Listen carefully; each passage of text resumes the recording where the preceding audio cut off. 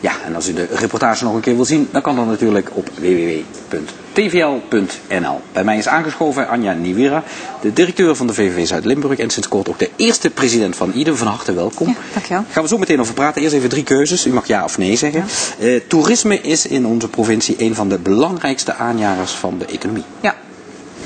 Fietstoerisme is een van de grootste toeristische sterktes in de regio. Ja. Eerste president van IDEM worden is de kroon op mijn werk. Nee. Oh, dat kwam er heel snel uit. Nee, want dat dacht ik. Nee.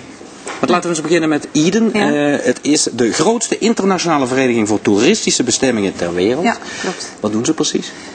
Wij proberen duurzaam toerisme in Europa te bevorderen. De samenwerking tussen toeristische bestemmingen in Europa te verbeteren. Ja. Kennisuitwisseling tussen bestemmingen.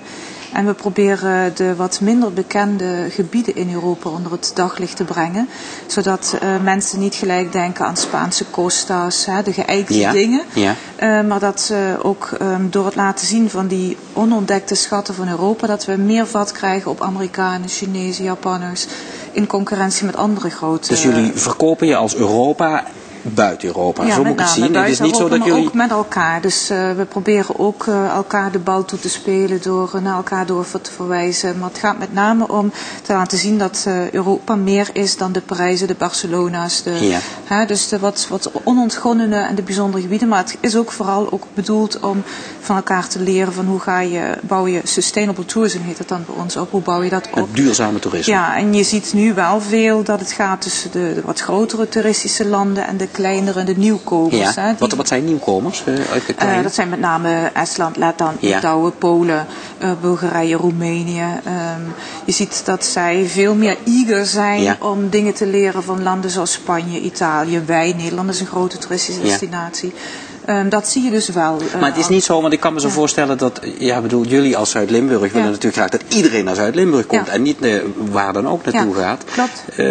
Maar dan ga je samenwerken en dan moet je dus dingen ook prijsgeven. Nee, want kijk, iemand gaat niet 10 keer achter elkaar naar Zuid-Limburg. Ja. Dus je probeert in die landen, mensen uit die landen naar je eigen gebied te trekken. Maar het gaat vooral ook over leren. Een belangrijk onderdeel is ook bijvoorbeeld dat we nu toegang hebben tot allerlei subsidieregelingen in Europa, die vroeger voor mij onbereikbaar waren. En die komen nu dichterbij dan? Ja, ik zit nu aan de bron. Dus zo gauw er iets bekend wordt gemaakt, of zelfs als een subsidieregeling wordt voorbereid, word ik nu erbij betrokken. Ja. En dan kan ik ook kijken van, hoe kunnen we dat zodanig masseren, dat mijn gebied er voordeel van kan hebben. Dat ik een project kan maken, zodat dat voor een belangrijk deel meegefinancierd kan worden. En hebben jullie, ik bedoel, in de politiek, daar heb je de stromingen die willen wel Europa, of er zijn de stromingen die zeggen nee, ons eigen land. Ik proef bij jullie, daar is een goede samenwerking. Ja, het is essentieel. Ik denk dat zeker een land als Nederland Europa hartstikke nodig heeft. En er is ook heel veel van elkaar te leren. Ik pik bijvoorbeeld nu al best veel op van Oostenrijk. Bijvoorbeeld hoe zij ook met certificeringen voor bedrijven ten aanzien van hoe ga je om met energiegebruik en zo. Nou, heb ik al gelijk dingen van, of het smaaktoerisme, het culinair toerisme in Italië. Pik ik heel veel dingen op en die ben ik nu al bij mij aan het kopiëren. Dan ben ik straks de eerste in Nederland en dan trek ik wel veel Nederlanders naar Zuid-Limburg, omdat het zo onderscheidend is, maar ik heb het gejat van een collega in Europa. Ja, maar beter goed gejat dan slecht bedacht. Zo, en dat was wel mijn vraag. We hebben nu een Limburgse vrouw helemaal in de top daar zitten. Profiteert Limburg er ook van? Ja, op die manier. Op die manier is het inderdaad... Door goed te kijken en op te letten. Maar goed, ik probeer wel in mijn rol te blijven dat ik voorzitter ben van het geheel. En ik zit ook in directe communicatie met het directoraat-generaal van de Europese Commissie. Ja. Dus, jullie zitten ook in Brussel dan? Ik heb collega's in Brussel en ik heb een vaste assistent die zit in Frankfurt. Het meeste werk wordt wel voor de Tourism Unit in Brussel gedaan. Ja. Het gaat goed in Limburg, cijfers. Vorig jaar 3,5 miljard aan uitgaven, toerisme. Er zit wel de zakenreis, ook de uitstapjes. 39.000 arbeidsplekken. Dit jaar Floriade, WK wielrennen. Dit jaar moet een goed jaar worden. En ja goed, het is altijd in mijn sector, en dan komt het weer van wat ook bij heel veel andere sectoren speelt.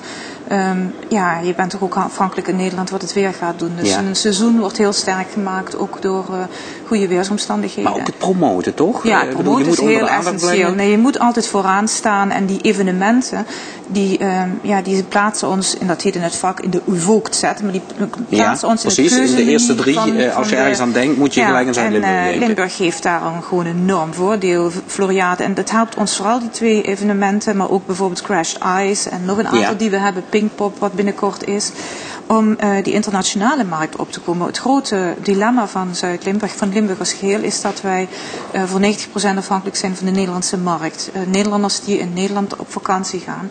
Maar los even van de crisisjaren is dat al jaren een dalende lijn. Ja. En wij zijn zo extreem als provincie afhankelijk van het toerisme dat wij echt niet kunnen hebben dat we straks 3, 4, 5% minder Nederlanders krijgen. Ja. Want dan zitten we dus echt, gaan we collectief een probleem krijgen. Ja. Is dat ook de reden dat jullie dat project nu, dat fietstoerisme promoten in de EU-regio? Ja, 60.000 euro voor vrijgemaakt? Ja, en ook dat er veel geïnvesteerd wordt in grote internationale evenementen. Maar ook dat we heel hard werken in Noord-Rijn-Westfalen als nieuwe markt.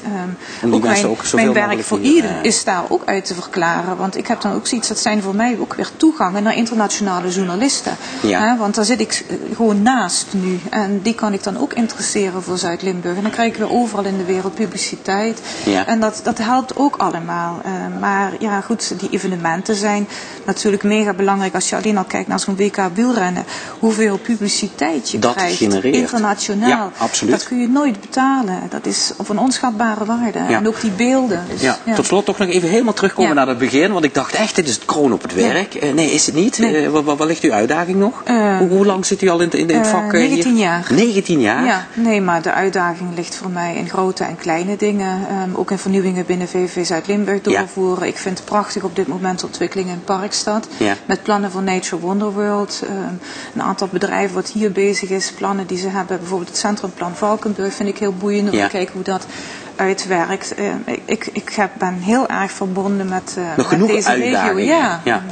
En wat is dan, als ik gelijk vraag, de mooiste plek in Limburg voor u? Mechelen, waar ik nu woon. Mechelen, nou mooi. Neem we dat mee. Mooie promotie en ik wens u heel veel succes dit jaar. En ook voor u geldt wel een beetje beter weer. Ja, dank je wel voor dit gesprek.